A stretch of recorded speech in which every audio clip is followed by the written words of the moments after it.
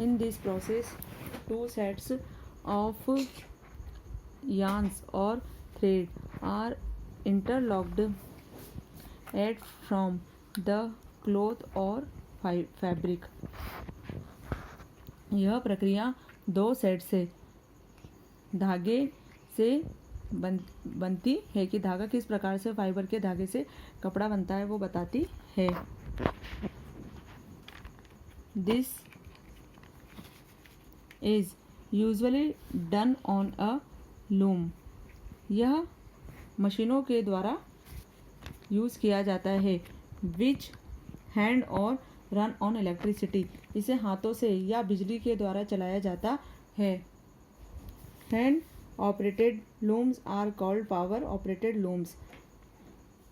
हाथ के द्वारा चलाया गया लूम पावर ऑपरेटेड लूम कहलाता है.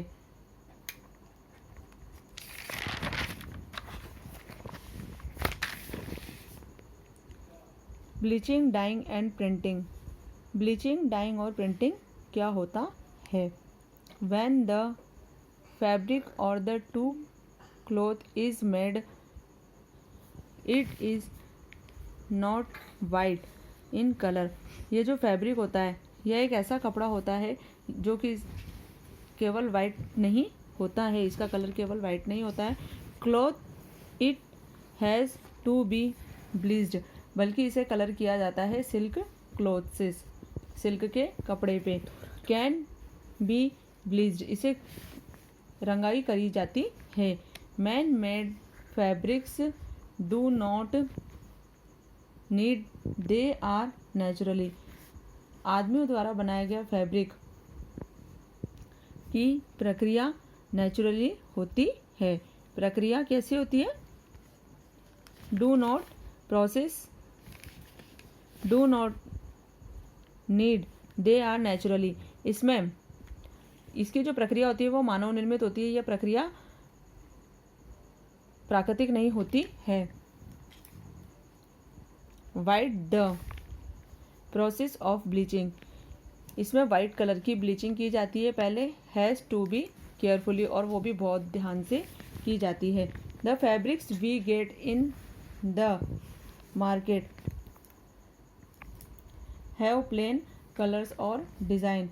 इसमें जो फैब्रिक होते हैं इसके जो कलर होते हैं ये या तो प्लेन कलर होते हैं या डिज़ाइन में होते हैं. This means that they have been dyed. इसका मतलब यह है कि यह रंगाई करे जाते हैं. एंड प्रिंटेड, और प्रिंटेड होते हैं. While dyeing dipped in a solution of dye. इस प्रकार से इसे गहरे रूप से डाई किया जाता है. While printing the dye is applied in paste of specific areas of fabric to create design. वहाँ पर पेस्ट किया जाता है और फिर फैब्रिक पर डिज़ाइन की जाती है. This important for the died and printed fabric, और उस पर फिर प्रिंटेड फैब्रिक की जाती है. Otherwise the colour washing, rubbing और आयरिंग. दूसरी तरफ इसका कलर धोने से, रगड़ने से और आयरन करने से साफ होता है. Finishing. This is done to make the fabric smooth, neat and clean. इसमें कलर करने के बाद में यह स्मूथ, साफ सुथरा और क्लीन होता है. The creases are removed. और इसके जो क्रेसेस होते हैं, इस पे जो कपड़े पे क्रेस होते हैं वो साफ हो जाते हैं, हट जाते हैं. The appearance and feel of the fabric change after the finishing touch. उसके बाद इस पर फिनिशिंग टच किया जाता है. Cutting and tailoring. Cloth is then cut and stitched. कपड़े को यह सब करने के बाद में कट और सिलाई की जाती है. अकॉर्डिंग टू वंस नीड, जैसी जिसकी आवश्यकता होती है. Dresses and suits are cut according to a person's measurement and then stitched.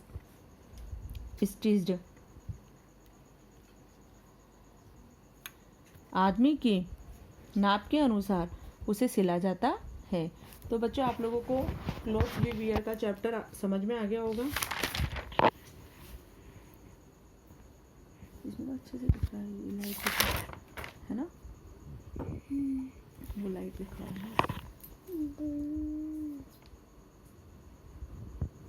10 minute तक देख लीजिए ये चैप्टर आप।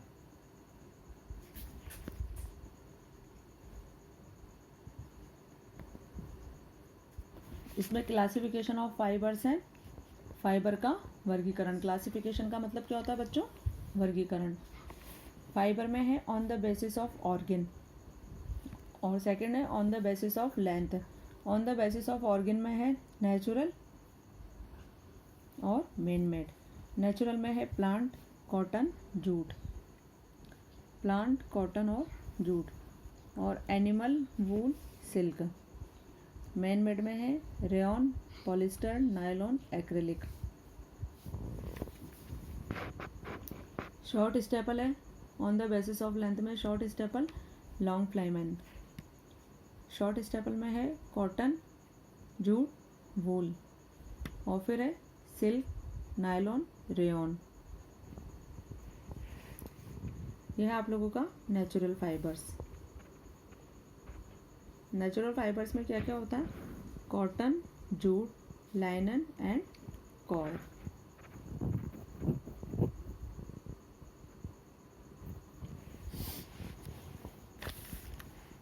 यह है कॉटन। कॉटन एक प्लांट होता है, उसमें उसका फ्रूट होता है, उसके अंदर कॉटन होती है। तो वो जो कॉटन होती है जिस फ्रूट के अंदर होता है वो बॉल जैसी होती है, उस बॉल के अंदर ही वो कॉटन उगती है।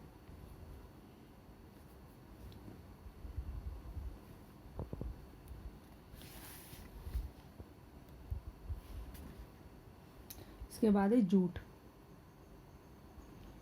जूट क्या होता है? कोकोनट होता है, कोकोनट के ऊपर रेशे होते हैं, वही जूट होता है। उससे क्या क्या बनाए जाते हैं? हम लोग बनाते हैं उससे पायदान, फूट मैट्स, रस्सी यानी कि रॉप्स, और मैट्रिसेस यानी कि चटाइयाँ।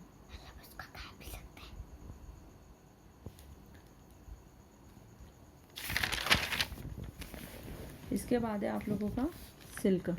सिल्क किससे होता है? सिल्क वॉर्म से।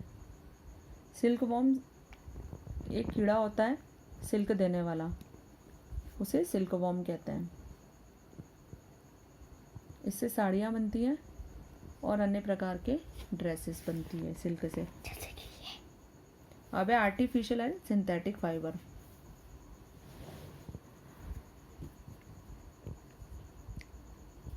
आर्टिफिशियल और सिंथेटिक फाइबर फैक्ट्रीज में बनते हैं, जिसमें क्या क्या आता है? नायलॉन आता है, रेयॉन आते हैं, पॉलिस्टर आते हैं, और कुछ सिंथेटिक फाइबर आते हैं। ये जो आर्टिफिशियल और सिंथेटिक फाइबर होते हैं, इसमें नायलॉन, रेयॉन, पॉलिस्टर ये सब आते हैं। ये क्या होते हैं? पसीने को नहीं सोखते हैं, इन्हें गर्मी में नहीं पहनना चाहिए। इसके बाद है cloth making process. Cloth making process में क्या है? Collection of fibres, spinning, weaving और डाइंग। कलेक्शन ऑफ फाइबर्स में है फिर ये स्पिनिंग, वीविंग,